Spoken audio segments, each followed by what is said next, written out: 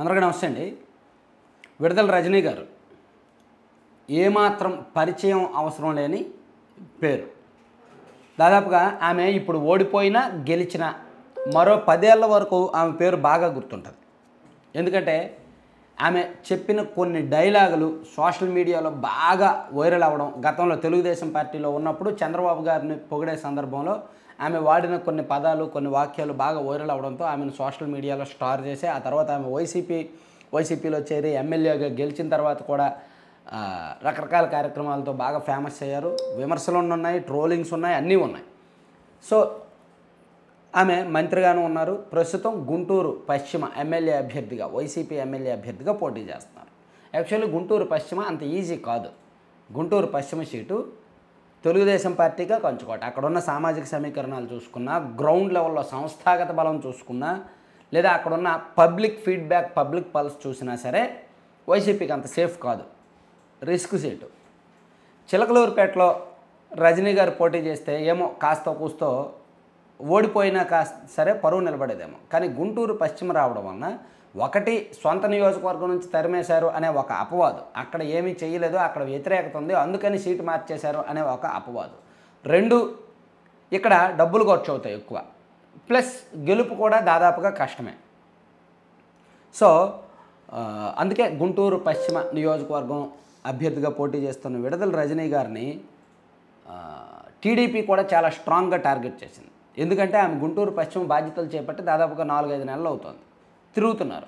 ఆమెకు ఒక టీం, పెద్ద టీం ఉంది. సోషల్ మీడియా మార్కెటింగ్ కానీ, ప్రమోషన్స్కి కానీ, అలాగే గ్రౌండ్ లెవెల్ వర్క్ చేయడానికి కానీ రజనీ గారి తరపున వాళ్ళ బంధువులే, వాళ్ళ భర్త కుమార్ గారు, అలాగే గోపి గారు, వీళ్ళందరూ కూడా చాలా వర్క్ చేస్తుంటారు. బ్యాక్ అండ్ వర్క్ అంతా వాళ్ళే నడిపిస్తారు.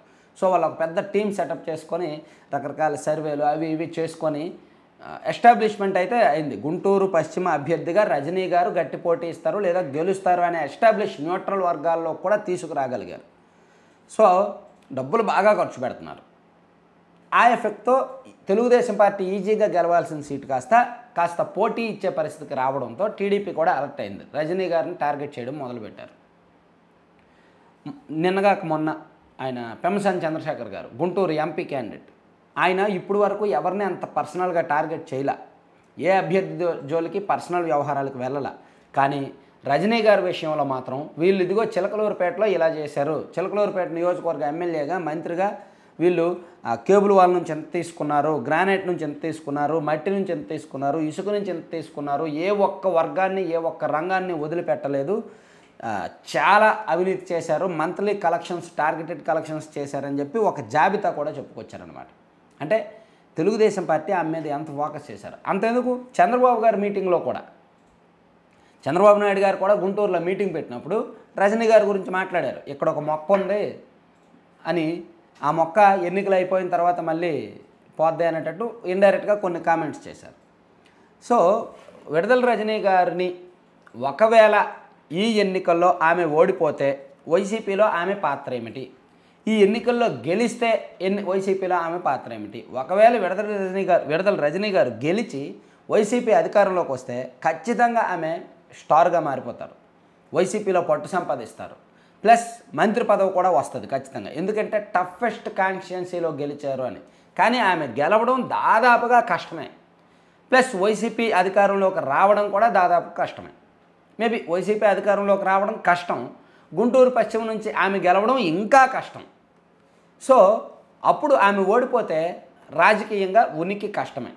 ఓడిపోయిన వాళ్ళని, అంటే ఎదురుగాలిలో కూడా గెలిచిన వాళ్ళు జగన్మోహన్ రెడ్డి గారికి ఆప్తులుగా ఉంటారు. జగన్మోహన్ రెడ్డి గారు కూడా వాళ్ళంటే మంచి నాయకులు, ఎంత ఎదురుగాలిలో కూడా గెలిచారు అనుకుంటారు. ఎప్పుడైతే ఓడిపోతారో వాళ్ళని దాదాపుగా పట్టించుకోవడం కూడా కష్టమే. ఏదో పార్టీ అవసరాలకు అప్పుడప్పుడు చంద్రబాబు గారినో పవన్ కళ్యాణ్ గారినో తిట్టించడానికి వాడతారు తప్ప ఇంక దేనికో ఉపయోగించరు.